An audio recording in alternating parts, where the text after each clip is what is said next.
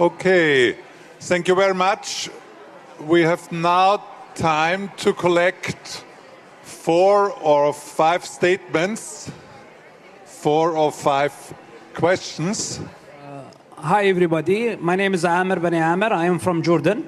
My question to our colleague explaining about the solidarity organization, how the question is for you.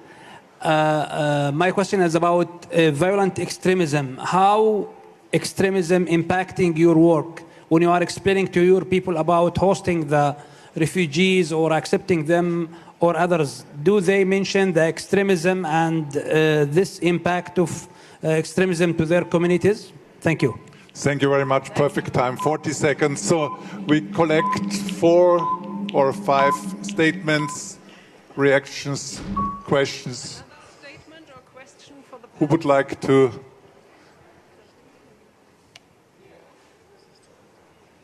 Thank you. The second one. Thank you very much. My name is Bakhtyar Hadi. I am from Jiyan Foundation from the region of Kurdistan. This is the 3rd time I participate in this conference, and I have a question. We always hear lovely words and very lovely and logical explanations, but how can this be translated into action in the reality we're living in? We support and all what you've said, but how can we put this into action? Thank you. Thank you very much. Perfect, 45 seconds. Next one. Hello. Marhaba. Hello. This is the 3rd time I participate in this conference, and my question is to Mr. Tariq, and we're very happy to have him here with us. When will the Syrian crisis come to an end and be resolved, in your opinion? So, we have just 2 more chances. Who want to be next? Susanne, hast du noch jemanden? Susanne? Anyone else?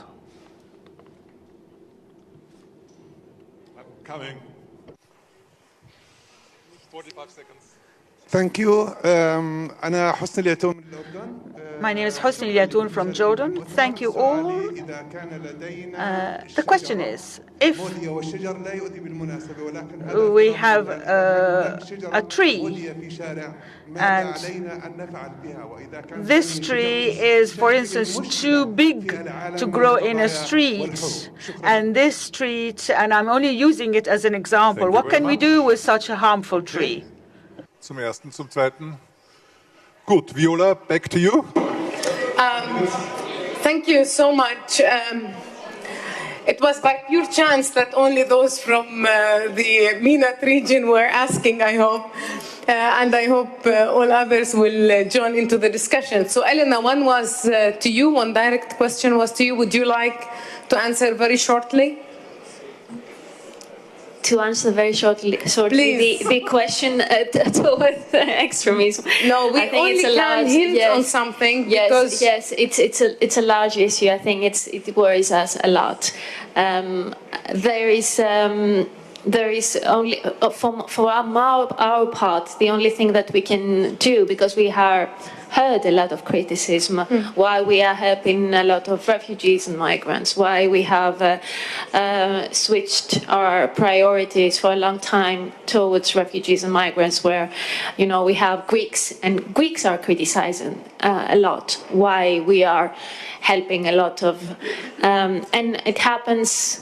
It happens in our societies because we have to find this balance. We have to have this empathy towards vulnerable populations in general, and we have to invest a lot of time educating and discussing and going very locally and bottom up in our approach in order to cultivate this sense of peaceful coexistence. So it's a hard work. It's not only local, it's a larger thing. And from each organization has its responsibility to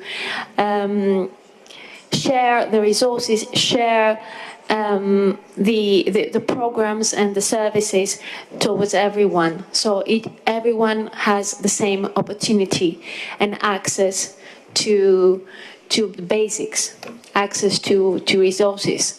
So opportunities should be offered towards vulnerable populations, either if they are refugees or migrants or Greeks or whatever. So that's the only thing that we can do from our part. Dr. Tariq, for you was the easiest question. When would the Syrian conflict/war end?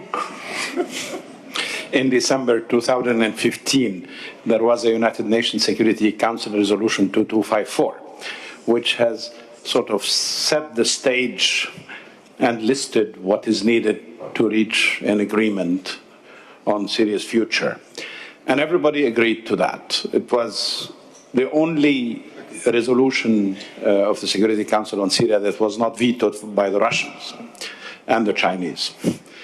But since the negotiations on the basis of this resolution have not started, all what you hear about, Sochi, Astana, Geneva, have not yet tackled the crux of the political problem in Syria. So unless the political process, according to this resolution, starts, one cannot really make any intelligent guess as to when there is a political solution for Syria. It may take years. How many? I don't know. Thank you. Quite to the point. Anyone who would like to address, please? Another quick one from me then. How can we put this into action? I suggest that you try to make use of the new European policy called the European Pillar of Social Rights. That could actually be interpreted as a relocation of the social from something outside the economic to the heart of the economic. Mm-hmm.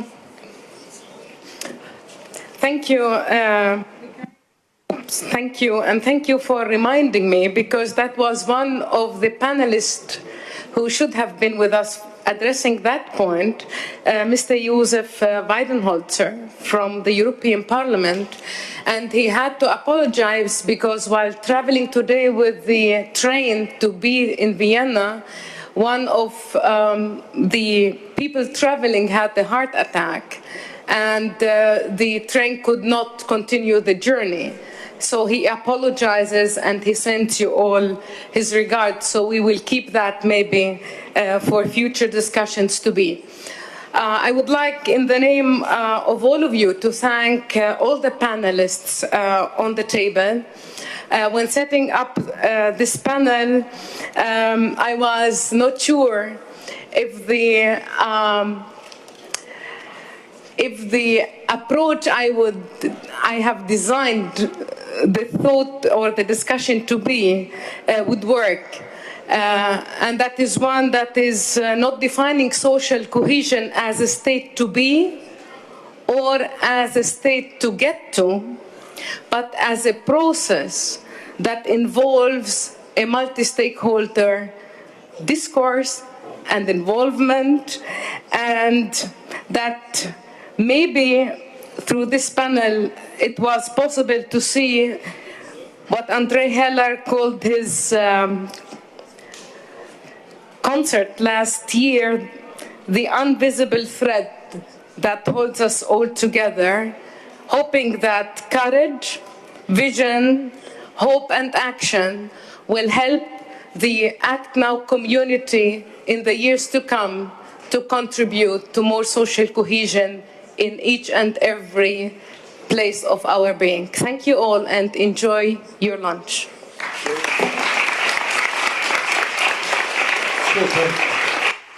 Thank you very much. And After lunch, we meet at the stage for a photo of all of us.